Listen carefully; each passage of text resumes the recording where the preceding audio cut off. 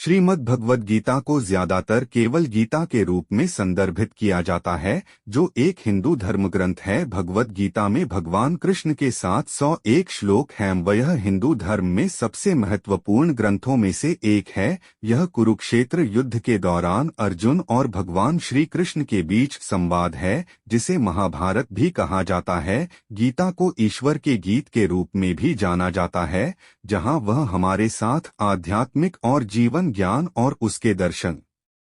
गीता के पहले अध्याय का संदेश यह है: इस दुनिया में सभी दुखों और पीड़ाओं का मूल कारण संघर्ष से निपटने में हमारी असमर्थता है। श्री गीता के ज्ञान की कथा, प्रथम अध्याय। जब कौरव और पांडव महाभारत के युद्ध को चले, तब राजा धृतराष्ट्र ने कहा, मैं भी युद्ध को देखने चलूं। तब श्री व्यास देव जी ने कहा, हे राजन, नेत्र के बिना क्या देखोगे? तब राजा धृतराष्ट्र ने कहा, हे प्रभु जी, देखूंगा नहीं तो श्रवण तो करूंगा। तब व्यास जी ने कहा, हे राजन, तेरा सारथी संजय जो कुछ महाभारत के युद्ध की लीला कुरुक्षेत्र में होगी, सो तुझे यहाँ बैठे ही श्रवण करावेगा। व्यास देव जी के मुख से यह वचन सुन संजय ने विनती करी, हे प्रभु, यहाँ हस्तिनापुर में बैठे मैं कुरुक्षेत्र की लीला कैसे जानूंगा तथा राजा को किस भांति कहूंगा?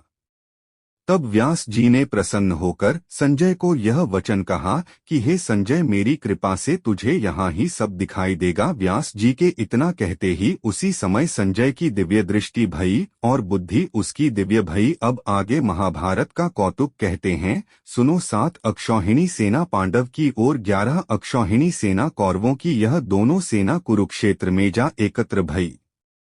धृतराष्ट्र ने पूछा, हे संजय, धर्म के क्षेत्र कुरुक्षेत्र में युद्ध की इच्छा से एकत्र हुए मेरे और पांडु पुत्रों ने क्या किया? संजय ने कहा, पांडवों की सेना की व्यूहित देखकर दुर्योधन आचार्य द्रोण के समीप जाकर कहने लगे, हे आचार्य, देखिए आपके शिष्य बुद्धिमान पद पुत्र ने पांडवों को बड़ी सेना की कैसी व्यूह रचना की है। इस सेना में अर्जुन, भीम जैसा बड़े बड़े धुंधारी वीर, युयुधान, विराट, महारथी, द्रुपद, धृष्टकेतु, चेकितान, बलवान काशीराज, परुजित, कुंती भोज, नरों में श्रेष्ठ शौर्य, पराक्रमी युधामन्यु, बलवान, उत्तमौजा, अभिमानु और द्रौपदी के पुत्र सब के सब महारथी हैं। हे ब्राह्मण श्रेष्ठ, आपके स्मरण अर्थ अब मैं अपनी सेना के प्रधान सेनापतियों के नाम वर्णन करता हूँ। आप भीष्म, कर्ण, युद्ध विजय, कृपाचारी, अश्वत्थामा, विकर्ण, सोमदत्त का पुत्र भूरिश्रवा तथा बहुत से शूरवीर मेरे लिए प्राण तक देने को तैयार हैं। ये लोग शस्त्र चलाने में अति निपुण हैं और सब युद्ध विद्या में प्रवीण हैं। हमारी सेना का जिसके भीष्म रक्षक हैं बड़ा बल है। अब आप सब अपने अपने मोर्चों पर सावधान रहकर सेनापति भीष्म की रक्षा कीजिए।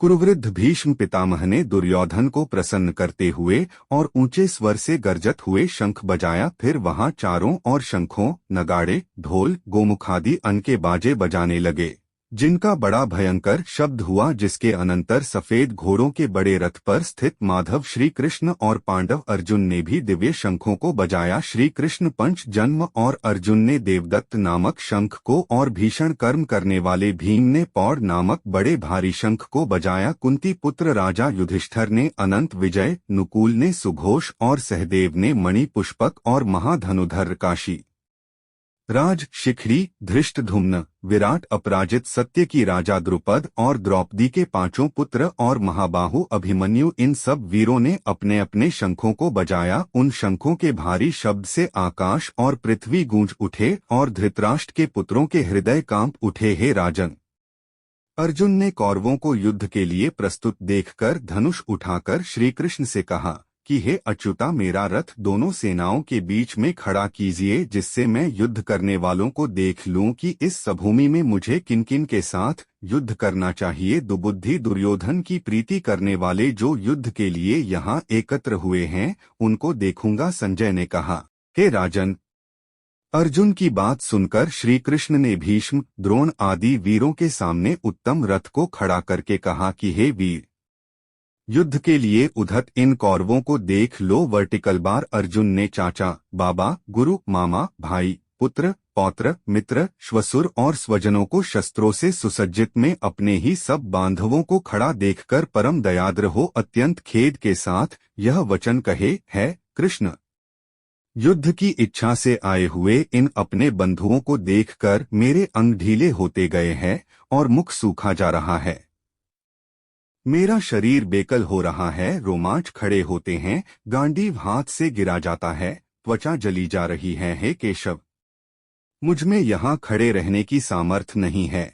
मेरा मन चक्कर खा रहा है और सब लक्षण मैं उल्टे देख रहा हूँ और संग्राम में स्वजनों का वध करके कोई लाभ नहीं होगा। और हे कृष्ण, जीत, राज्य और सुख भी नहीं चाहता हूँ। वर्टिकल बार, हे प्रभु, हमको राज्य, भोग और सुख की इच्छा की जाती है। वे सब इस युद्ध में प्राण और धन की ममता छोड़ करने को तैयार है। और आचार्य, पिता, पुत्र, पितामह, मामा, ससुर, पौत्र, साले और संबंधी ये सब मुझे मारे तो भी है मधुसूदन, मैं इन्हें मरने की इच्छा नहीं करूँगा। हे जनार्दन, त्रिलोकी के राज्य के लिए भी मैं इन्हें मारना नहीं चाहता, फिर इस पृथ्वी के राज्य के लिए तो कहना ही क्या। वर्टिकल बार, हे जनार्दन, धृतराष्ट्र के पुत्रों को मरकर हमारा क्या भला होगा?